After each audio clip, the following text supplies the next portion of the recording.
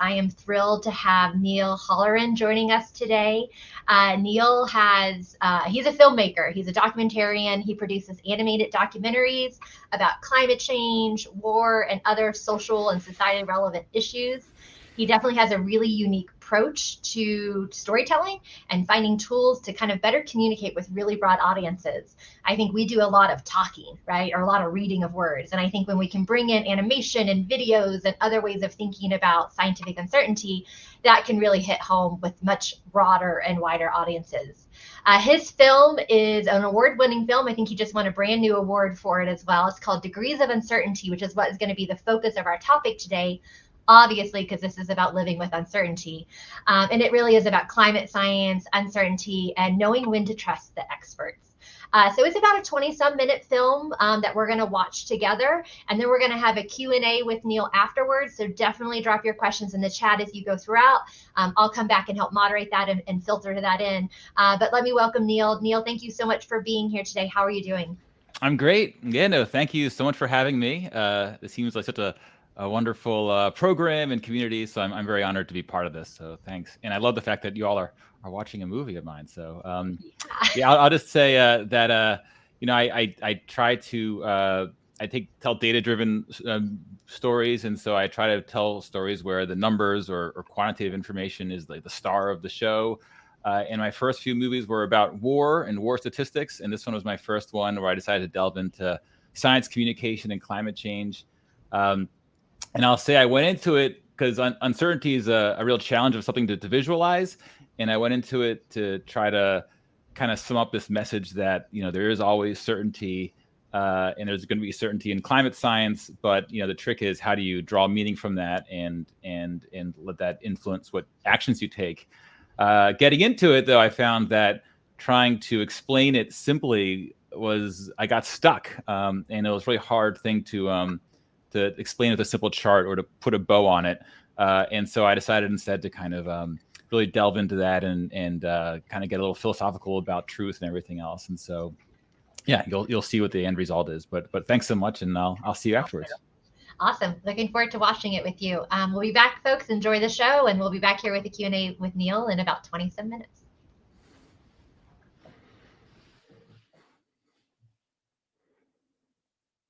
Experts warn us about something. Like they do with climate change, they're never 100% sure. So how do we know when they're sure enough? They tell us that a few degrees can make a world of difference. 20,000 years ago, the Earth was about to come out of an ice age. Glacial ice, sometimes 2 miles thick, covered much of the northern hemisphere.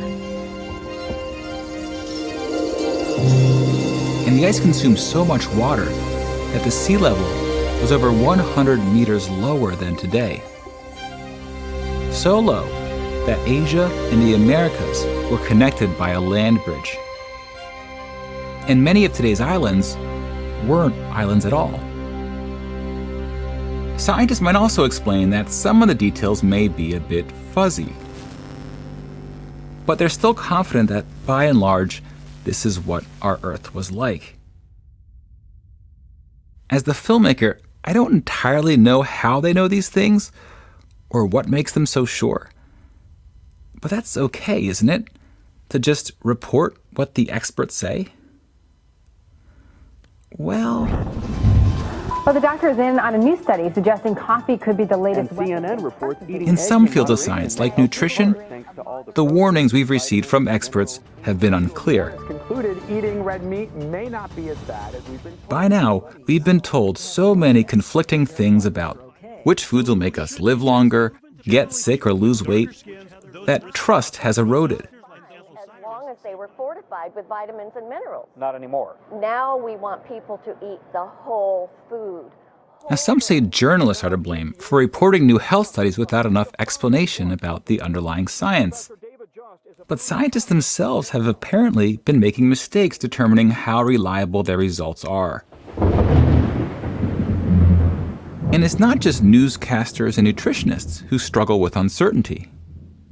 we're learning that a significant number of experiments in psychology and some areas of medicine can't be replicated or verified because the researchers, in many cases, overstated the strength of their findings. Now, on one hand, climate science has a basis in so-called hard sciences, like geology and physics, which are less prone to replication problems than research about human behavior, sometimes called soft science or social science. On the other hand, climate change is about humans, right? So do we need both hard and soft sciences to understand it? Let's explore this with some carbon arithmetic. Say we wanted to know how much carbon dioxide has been added to the atmosphere by humans. Well, we know how much fossil fuel has so far been burned. And we know how much CO2 would be produced as a result. And we know deforestation releases additional CO2.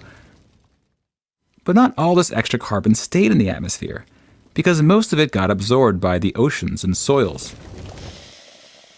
Now, there is some uncertainty surrounding these numbers, but ultimately we can check our math against air, water, and soil samples, grounding our final answer in hard science evidence. But we see the science get softer when we ask a different question. How much fossil fuel is left to economically mine and burn? The Arctic may hold a quarter of the Earth's undiscovered oil. Answering this requires making predictions about future discoveries, energy markets, and whether countries enact policies that somehow keep fossil fuels in the ground. How much California stands to gain if more fracking is allowed? Categorizing the sciences, like with hard or soft, can be useful if it helps us identify what research is more trustworthy. But people studying the replication crisis are still figuring out how widespread it is and what can be done about it. It's a big, active topic of debate. But I'm interested in how journalists and people like me are supposed to report on science given all these open questions. So here I'll share why I've come to believe that even when looking at climate research, the only way to learn how sure scientists are is to dig in a little and view their work with some healthy skepticism. So here we're looking at the Earth's temperature 20,000 years ago. The negative numbers indicate how many degrees colder it was in Celsius than the late 1900s. The temperatures are estimated by looking at ice drilled out of glaciers, as well as fossils such as shells that hold clues about the conditions when they are formed. And this particular data comes from a study that combines 80 temperature records from different locations. It's the most comprehensive study I could find for this time period, published in a major journal. The researchers averaged all these messy lines together, weighing them differently based on location and other factors, and they expressed their confidence level using a margin of error. In this case, with 68% confidence. But here's a case where the margin of error doesn't seem to mean that much. Because none of the climatologists I spoke to, including the authors of this very study, were 68% sure that the true temperature lies between these dashed lines. They all said it's probably lower. Because another study that just focused on the last ice age put the average temperature here. This ice age study is considered to be more reliable because it factored in more types of evidence and did more robust modeling. Margins of error can be skewed for all sorts of reasons, which is why talking to scientists can help reveal how sure they really are. And in this case, the climatologists were okay with me using the shape of this timeline, as long as it was shifted downwards to agree with the more reliable ice age temperature, and they were not comfortable with me showing numbers pulled straight from the single study. And I wasn't comfortable at first questioning numbers published by credible experts. But that's just it. To improve how health and nutrition get reported, journalists need to scrutinize, even filter what gets publicized, beyond just ensuring studies are peer-reviewed and published in a major journal. Which means people who aren't called scientists kind of have to be scientists. Now, error margins can be misleading for other reasons too. Certainty is often too complicated to be summed up as a simple number or phrase. For example, this graph may be too smooth, which is relevant to the climate debate. Short-term variations like this or this could have occurred, but the level of precision in the underlying data kind of blurs the image. Variations this big, however, are unlikely to have happened without leaving a mark in the natural record. But a smooth-over line does show long-term trends, and you may have noticed the temperature has been creeping upwards. Do scientists understand why?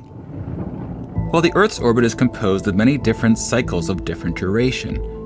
We experience the daily and yearly cycles in a dramatic way.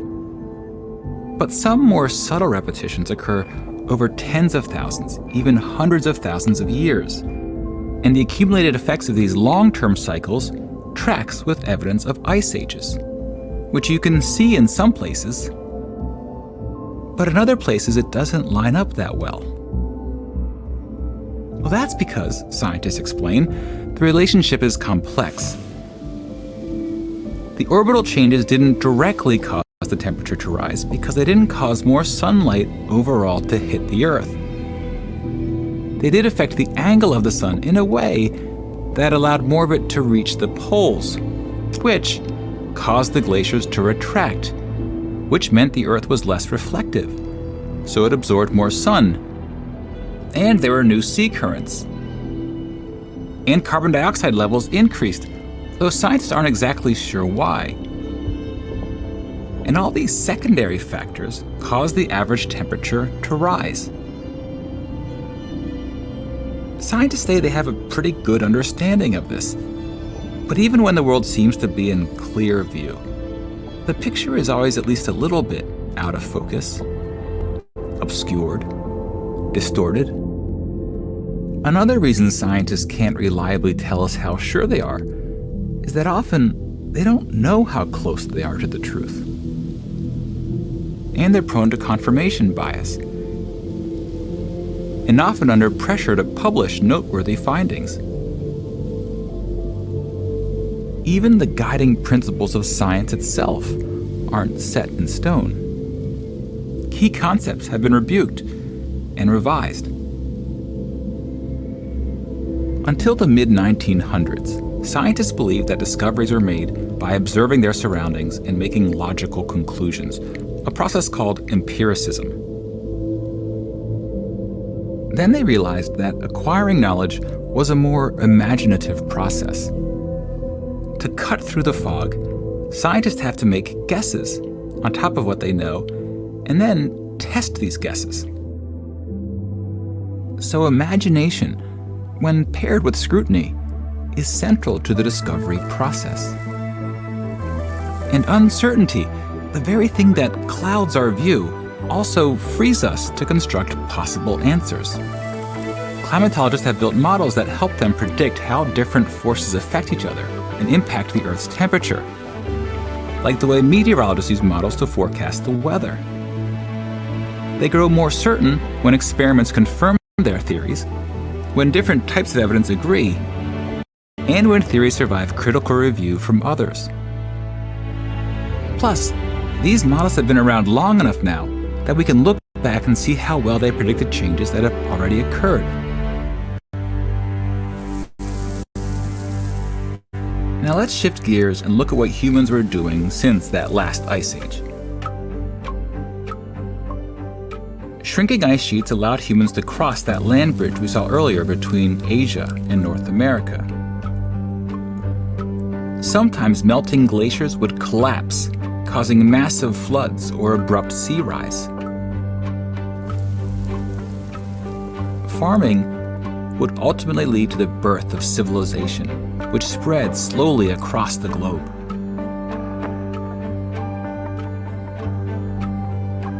Cities would grow larger, governments more powerful, empires would rise and fall. So much history happened through these centuries as territories were settled, conquered, reconquered. big discoveries would change the world. But from a core numbers perspective, the really big changes were about to happen somewhere around here. Something dramatic happened. The Age of Enlightenment and the Industrial Revolution. Now, some say the Enlightenment began around here, but never ended. It marked the moment we rebelled against so-called authorities of truth, primarily religious institutions and monarchs. And the result was a period of unprecedented discovery.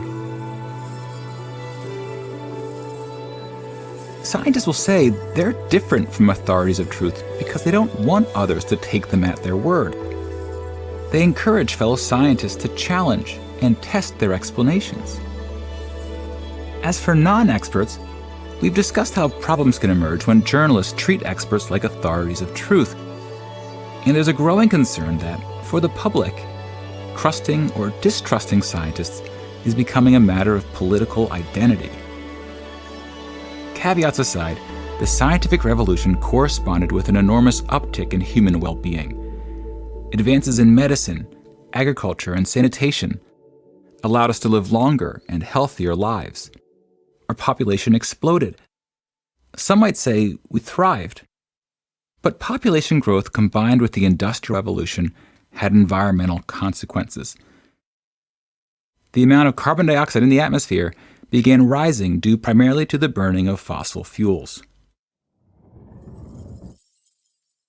The first reliable thermometer was invented in 1714, which allowed us to collect good temperature data from around the world, and this dark line is NASA's construction of the global average. One could argue that scientists were slow to grow certain of human-caused climate change. Some studies warned of the problem well over 100 years ago. In 1965, the U.S. President's Science Advisory Committee issued a major report stating that carbon dioxide, quote, will almost certainly cause significant changes in the temperature.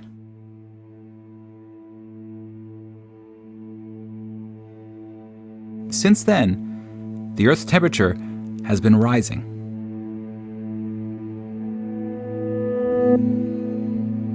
Looking back at the 20,000 years we just traveled, the recent warming looks different than past natural changes.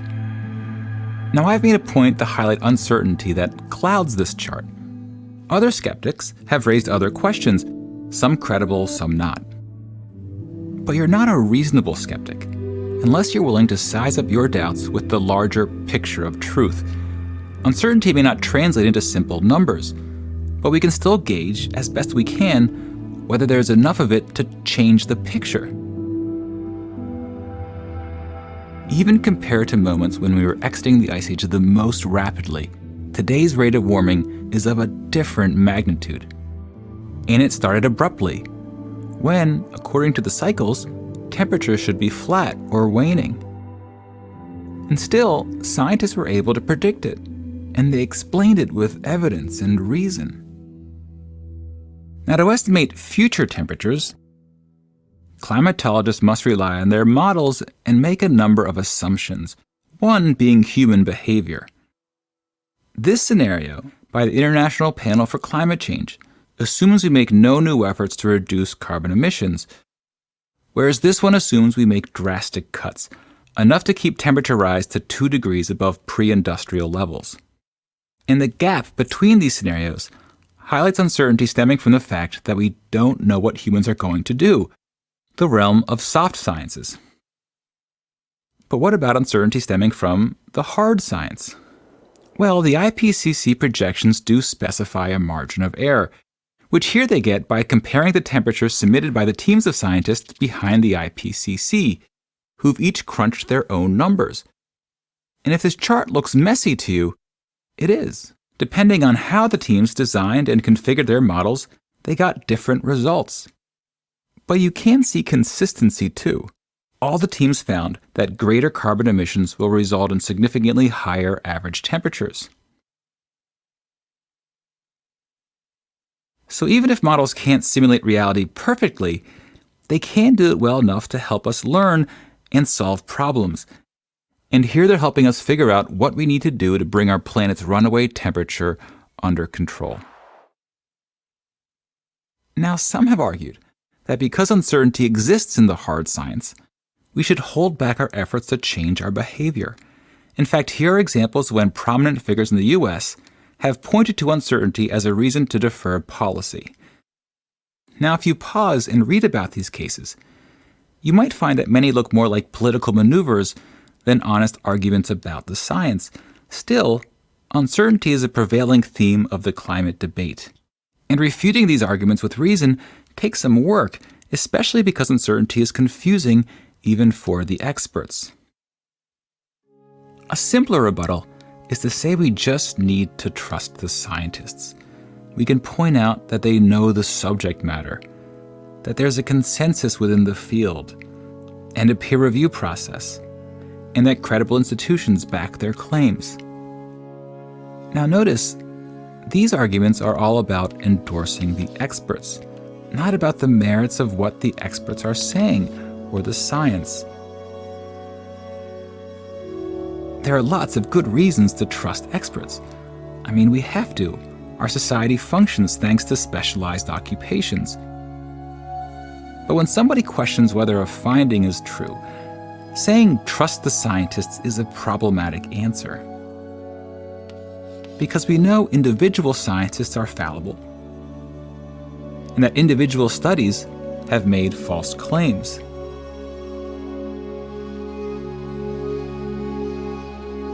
And more importantly, that systemic problems have led influential groups of scientists to make mistakes. And we know that the scientific revolution was built on the idea that we don't take people at their word, because we reject authorities of truth.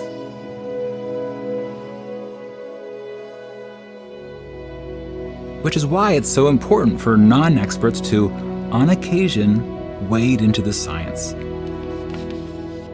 Not with the aim of understanding an issue completely, that's impossible, but enough to understand why, say, these claims are unreasonable. And a beautiful thing happens when we point out that scientists and their ideas are fallible. We're reminded that we can get better at science, and better at explaining science, and better at determining, as a society, when scientific claims can be believed with confidence. Enough confidence to take action, as is clearly the case with the climate.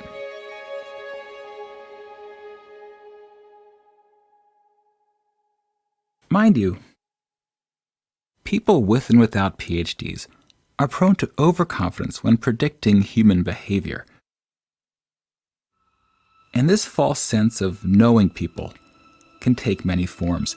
I personally struggle with climate defeatism, a feeling that this line has already been drawn. Since, realistically, humans won't change quickly enough to dramatically bend its shape. And without a drastic bend, efforts to fight climate change will only delay the inevitable.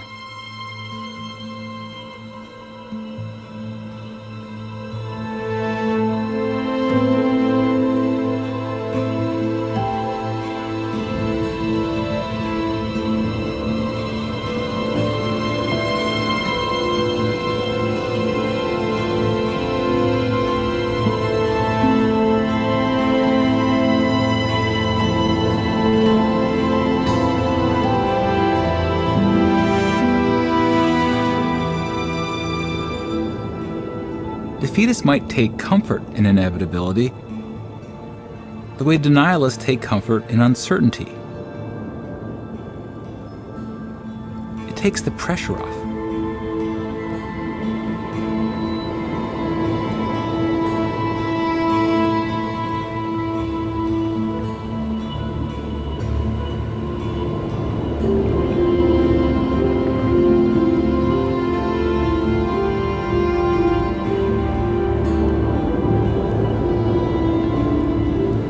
We defeatists may call ourselves realists.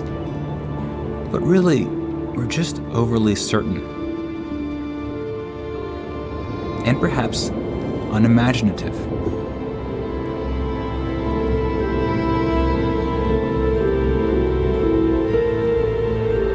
Scientists a century ago, the empiricists, were wrong about how discoveries were made, because they didn't appreciate how important imagination is. How it allows us to reach out beyond what we can see and compose answers, even about things that were true all along, laws of nature.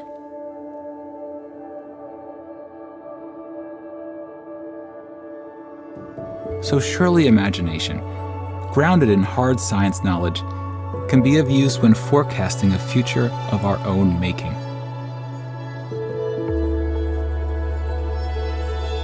But to devise and then rally behind a good plan, we first have to believe, and I mean really believe, that our future is uncertain. Because only then might we be so bold as to shape it.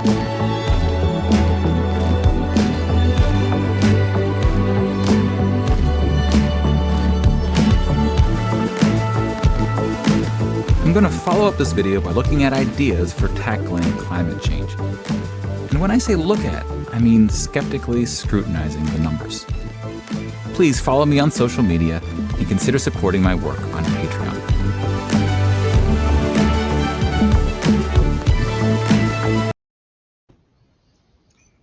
That was great. Hopefully our audience has maybe seen that video before. I've seen it a few times. Absolutely visually stunning. Obviously, Neil, loved how you kind of came in there with that kind of hopeful, inspirational message at the end. So thank you for that. I'm going to say, audience, drop your questions in, but I've got some of my own, and I want to jump right into some Q&A with you. You were telling me right before this video started, and first of all, thank you for being here and for creating this beautiful video, that you were sharing how you had started some of your work looking at war and data and war stories. What was your inspiration? Why did you pivot and want to do a story here about climate change? No, how do we get to take you off mute? Sure. Yeah. Well, with some of the things I was really interested in with war was the kind of object to this idea that statistics should be presented in a dry way, and that's the most appropriate way to do it. And I feel that there's a lot of opportunity to take numbers and charts and present them with emotion and make them more engaging. And so I've always was interested in getting into other areas, and climate change was definitely a topic I always wanted to tackle for years. But I did struggle with it in part because some of the defeatism stuff was hard for me because I want to be really honest, with what I'm trying to show. And there were a lot of periods where I felt like I didn't want to give like kind of a fluffy, hopeful presentation. And I wanted to really be driven by the numbers, and some of the numbers just were showing that how hard it is to bend that curve. So part of the thinking was when I started finding ways to try to find a more hopeful way of getting into it. It's this my own personally was getting more hopeful about kind of being more imaginative about solutions. That's one of the reasons why I got into it. And I definitely was drawn into the question of the challenge of explaining uncertainty, because it's such a hard thing to talk about. So that was another big part of it too. So all those things kind of came together to lead me to try to tackle this one. Yeah. You mentioned a couple times journalists and people talking and covering climate change. I know this is also geared towards, just a curious audience and public, but did you have an audience in mind when you set out to do this? Was it, you come from, it seems, that film and journalism background, like was it more towards that audience or just how many people could we reach? Yeah, I always had trouble with the audience question because I usually try to go for as large an audience as I can, knowing that it's my films are kind of nerdy, and so it's only so it's hard to it's only so wide a nerdy film can go. But I usually try to say, hey, let's take topics and try to make it really engaging so that it will reach a wide audience. One of the cool things that it's kind of fun about like YouTubers is that a lot of videos which really do get into the weeds and do get more wonky, do get popular. So it's kind of cool to see that it is possible to kind of have big audiences and get pretty wonky about things. And so, yeah, I was just going for as wide as I could, given the depths that I wanted to go into as well. So. You're in great company with ourselves and our audience. We're that right blend of probably for a video like this, if I think I know some of the folks who've joined us today and myself personally. How was this received with the scientific community? I'm curious. You absolutely spoke to a ton of scientists, but how, when they went and watched this, what was their feedback and reaction to it? Yeah, that was some of the most positive feedback came from folks. So I did show screenings of it for feedback to climatologists, some folks from NASA, some who worked with the IPCC, and they really did appreciate that. Because I think that there's a misnomer that kind of challenging some things, being skeptical about things is automatically rebuked by climate scientists. I feel like they a lot of times in their own work encourage the skeptical questions and the hard questions. They're just a little bit bogged down by skepticism that is kind of in bad faith. And so I feel like a lot of them really embraced the fact that I was kind of poking at some of the harder questions in the beginning, and trying to not present it as totally obvious about some of the stuff. So I feel like there was I felt the most recent what I saw was positive. Yeah, I'm trying to think. I want to throw in some negative comments from folks and I can't think of any right now. But I remember there were some comments that people were challenging this and that. I did get one thing wrong. I should fact check and say that when I showed the worst case scenario chart, there was a little bit confusing about which IPCC scenario that was, and I described it as our current course. And it was actually not quite that. It's a little bit, and so I did get fact checked on that, even though I shared it. So I should explain that. So there are some folks who pointed that out. Yeah, that's the beauty of it, right? I mean, you're talking about having some of that healthy skepticism and questioning, right? And that is embraced, I think, in certain realms, absolutely within the scientific community. But how do we, as humans and consumers of information, approach things with that lens of some healthy skepticism? But the nuance that goes with that. And I think, there's a comment in our chats here about, Congress and others, and what we have seen as some of the politicization of that healthy skepticism. I'm curious how you've thought a little bit about that, as both us being humans and embracing that curiosity and that skepticism, and yet the world that we live in, and how that can be used in a political way or ideological way. Yeah, and I think and I saw some of the comments too in the comment section here. This question about experts and then the general publics, and I guess you could have policymakers over here, these various groups of people. And in earlier drafts of the writing and some of the feedback I got, I was a little bit more explicit in talking about scientists versus non-scientists. And some of the feedback was kind of pushing back on that a little bit. And I try to kind of explain that we all kind of have to be scientists, kind of like journalists have to be that. Like I used to think that, and I still mostly believe this, but that the job of someone like me, like a middle person who's trying to explain, scientific concepts to wider audiences, it's more of a one-way street where my job is to take what scientists understand and help other people understand that. Through this product, I kind of had a better appreciation for the fact that sometimes there is more to it. There's so much research that's pumped out. Not all of it should be broadcasted. Some of it should be scrutinized, or you need to ask some tough questions. So the job of reporting on science isn't simply explaining what scientists know. It requires more work.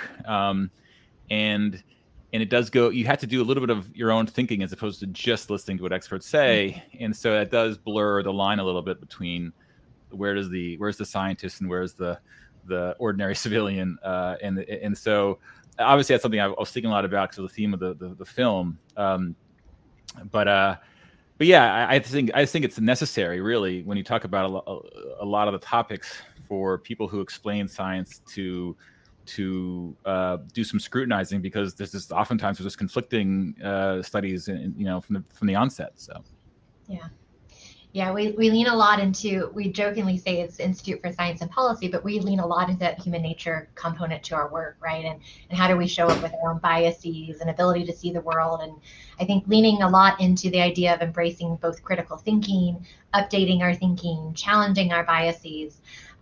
There's a great book that was published about a year ago, pretty popular sciencey or political sciencey, social sciencey, called Think Again by Adam Grant, right? And the whole idea of like, how do you think like a scientist was his argument. But I think regardless of that being popularized, I think the idea of how do we keep kind of questioning and updating our thinking when new evidence is presented to us, but also understanding that evidence in that context of the greater body of evidence. And I thought your film did a really good job of that.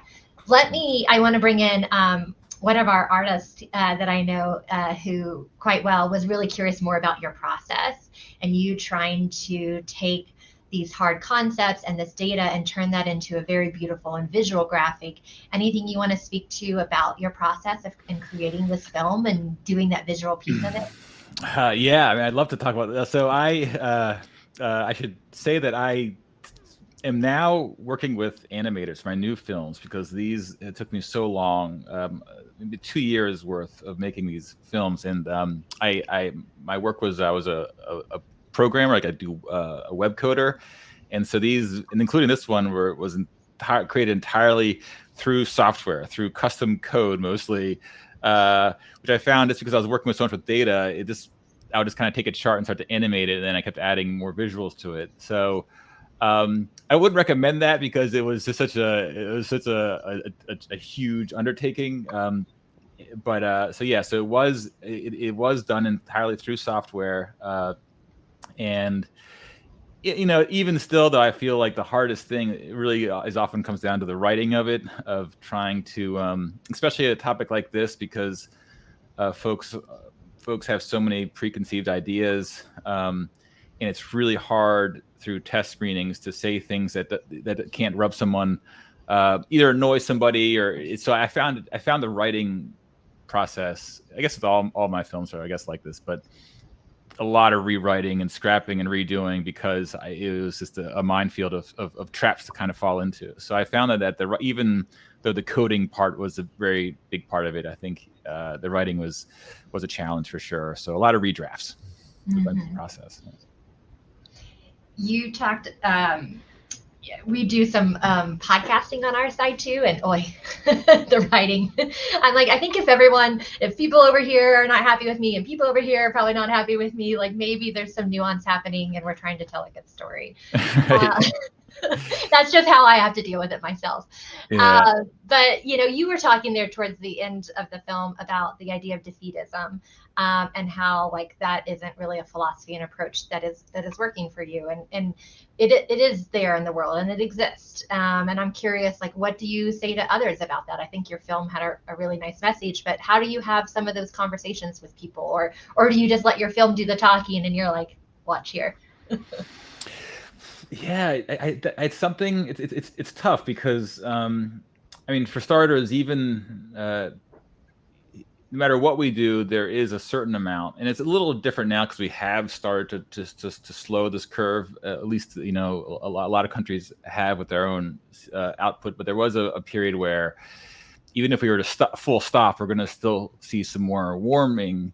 And meanwhile, there's new coal energy plants are being produced every year, and so there's this feeling of no matter what we do, we can't stop this thing. And I think that there's that level of defeatism, and then there's a defeatism which is also kind of about human nature, and it's so hard to get folks to change behaviors. And so there's those two. There's lots. I guess there's lots of varieties of defeatist thoughts. And so I definitely struggle with both of those. I feel though that just the kind of this idea of keeping your mind open to the fact that people really have and can make big changes. And in some ways, even little stories like what's happening with EVs, was took a lot of people by surprise just how quickly that's happening, in terms of it kind of going against so many of the predictions about how quickly that would become a trend for consumers. And so when you see that little thing, you can kind of see, well, we can break trends in a lot of ways.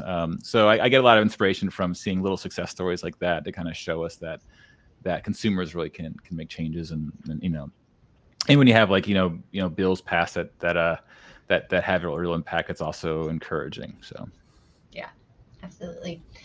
Let me just give you maybe a couple more. We're going to wrap up here in just a few minutes, but what sort of big takeaway would you give to our audience? Any sort of like aha lesson learning that you had in diving into the creation of this film that you want to share with others? I think in addition to this one about trying to kind of really embrace the power of imaginative thinking is one. And I know one area of feedback that I received on that was, and it just gets political, but this question of to not kind of push off kind of hard choices we have to do with the hope that we're going to kind of invent our way out of it, or future technology is going to invent our way out of it, and in a possible criticism of the kind of the image at the end of kind of leaning on our kind of positive and imaginative thinking to solve problems, as opposed to thinking more about we got to just make these cuts. We got to do the hard thing. And so I feel that I started to embrace more of the leaning into these kind of technological solutions, in part because there are so many problems that we really do need to. We can't do with cuts alone. We really do need to innovate. And so I'm trying to kind of express that without sounding like I'm not saying we also have to do the hard things. So I think that the combination of doing hard things, but really embracing kind of this kind of I don't want to say technology focused, but more imaginative thinking about kind of new solutions that we don't know we don't have in our hand yet, but are in the future. So. Mm-hmm. There's a few books that are fundamental to some of the Institute's founding, and The Wizard and the Prophet is one of those books. Oh, wow. Yeah, and so we lean a lot into both and sort of thinking process. So I really appreciate that. Neil, let me ask you, where do you got working now? Other films? What's ahead for you? Where can our audience continue to stay engaged with your work? All right, so the film I'm working on now, I'm so excited about it. It's one I've been wanting to make for a while. It's on smallpox and the first vaccine. So this kind of, we talked about, I did stuff on death counts of war and then science. This one kind of brings together kind of looking at plagues and the horrors of plagues past, but also the incredible story of not only the first vaccine, but also the effort, the campaign to eradicate it from the world. And so this incredible humanitarian story. So it's telling that story, and then it does also look a little bit into the future in terms of pandemic preparedness. So it's all about vaccines and pandemics and plagues. So I'm fully engaged in that. I did get some grant funding, so I have animators helping me. So hopefully it won't take 2 years, but it'll probably take closer to a year. So it is a way out. But if you're patient and want to follow me, I guess there's you can follow whatever the YouTube or Twitter or those social media things. I love to. I can't wait to broadcast it when it's ready. But it's gonna be months. That's great. Thank you. Another timely, super easy topic to take on. Right. Yeah. Well, I've been wanting this for a while, but this is one of the silver linings of COVID is that this put enough public attention into it that I was able to really make this film happen. So I'm really excited about that, even though it's a very thin silver lining considering how awful COVID's been. Right. Absolutely. And this is maybe 2023, you think? Sure.